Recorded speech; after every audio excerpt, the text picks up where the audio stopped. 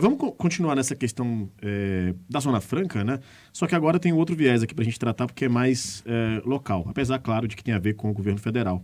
Tem nomes cotados aí para assumir a Zona Franca, né, Rosiane? A gente já falou vários nomes aqui, a gente trouxe Marcelo Ramos, que disse que não assumiria, a gente já falou sobre o Serafim Corrêa, que também que disse que não assumiria. E o nome da vez agora é o deputado José Ricardo, né? Que não conseguiu se reeleger. Zé Ricardo do PT, que tinha sido falado, mas agora surge novamente com mais força, né?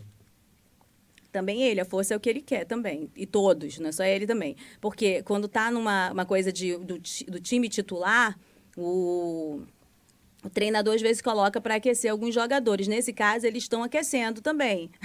Estão aquecendo preventivamente aí para ver se são escalados. E eles têm umas articulações importantes.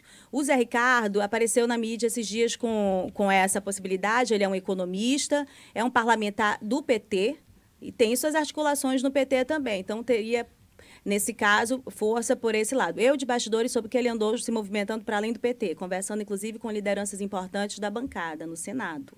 Aí não preciso mais nem falar nome, né? Já Sim. falei. Já. Só tem 3, importante tem 2, então... Acho que a gente já deu para entender. Agora, preste atenção. Quando a gente pensa a respeito dessa força política que pode dar essa vantagem para o Zé Ricardo, aí a gente tem que parar e pensar quais são as outras forças políticas que estão compondo o governo Lula. E que nomes surgem entre elas. E tem nomes que estão surgindo também de bastidores, que estão bem quietinhos em relação a isso. Bosco Saraiva é um deles, pelo Solidariedade. E você lembra que Solidariedade foi o primeiro partido a declarar apoio à eleição do Lula. Então, tem importância, sempre teve em destaque. O Bosco Saraiva sempre demonstrou ser muito bem articulado e muito prestigiado pelo Solidariedade.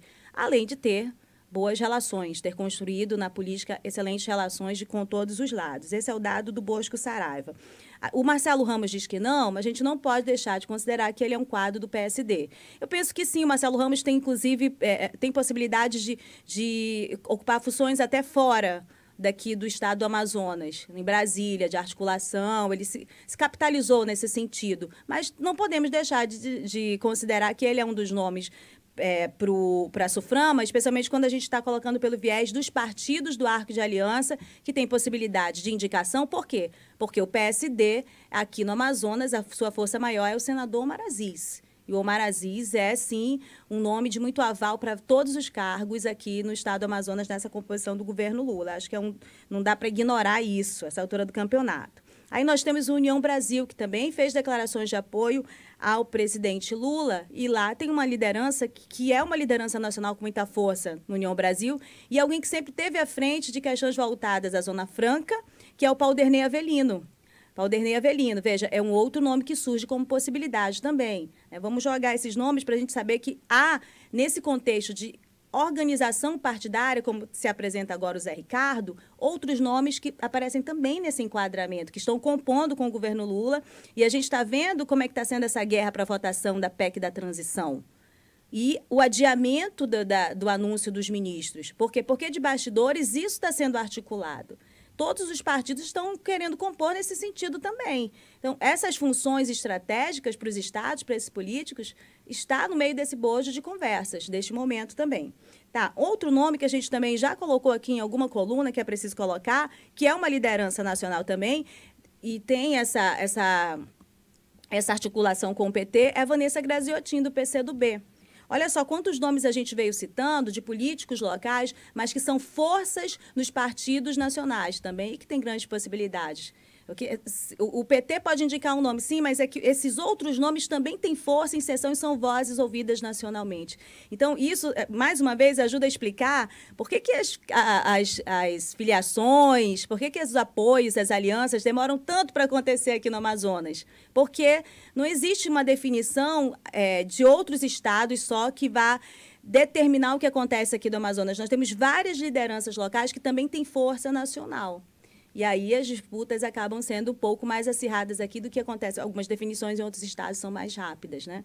Bom, aí, Rafael, como a gente tem forças nacionais compondo com o Lula e que podem determinar essas funções que não são aquelas de primeiro escalão, a SUFRAMA não é um de primeiro escalão, mas são funções importantes, a gente não pode deixar de considerar que aí vai ter que ter um desempate. E aí, nesse contexto, e que é a característica também do Lula, ouvir, né, suas alianças e os seus aliados nos estados. Então, ele passará por ouvir Eduardo Braga e Omar Aziz, e penso que ficou claro pelas relações, até pelas declarações públicas do Lula, e não diminuindo a importância e a força do Eduardo Braga, mas o Omar tem uma proximidade maior, o que dá a ele um peso um pouco maior nessa audiência aí com a definição de cargos.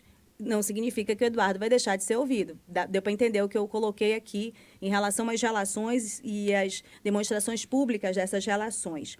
Quando a gente considera esses nomes, aí surge um nome que não é tão político, embora seja sempre um nome que é ouvido pelos políticos, que é Tomás Nogueira, que é também alguém muito técnico e especializado, já foi superintendente da SUFRAMA e sempre foi ouvido por Omar Aziz. A gente sempre escuta também, né? Quando tem alguma coisa de mudança em relação à Zona Franca, Tomás Nogueira é um nome, é uma fonte sempre muito consultada e uma fonte que vem logo em mente quando a gente vai tratar disso. Todos os enfrentamentos que a bancada fez, que foram eficientes, foram muito eficientes, né? De contraponto, de não deixar avançar a política que queria o Paulo Guedes em relação à Zona Franca, teve como orientador Tomás Nogueira, que é alguém de muita confiança do senador Omar Aziz. Por isso, a gente tem que colocar também, seria o nome dele como uma possibilidade. Ainda é cedo. Por quê? Porque ainda tem que definir os ministérios, tem muitas situações a serem definidas, a gente está vendo isso pela PEC da transição, que emperrou a indicação de outros ministros, que a gente esperava que já tivessem sido anunciados a esse momento.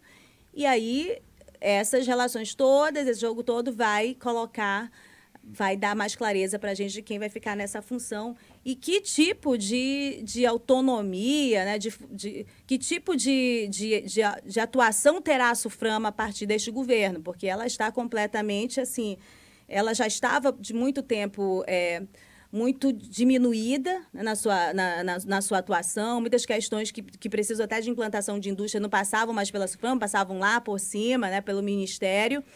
E o que acontece é que os últimos superintendentes, eles vieram num sentido de ter menos ainda uma autonomia e mais representar, dar o aval do que queria a política do Paulo Guedes, né? Então, mais fragilizados ainda.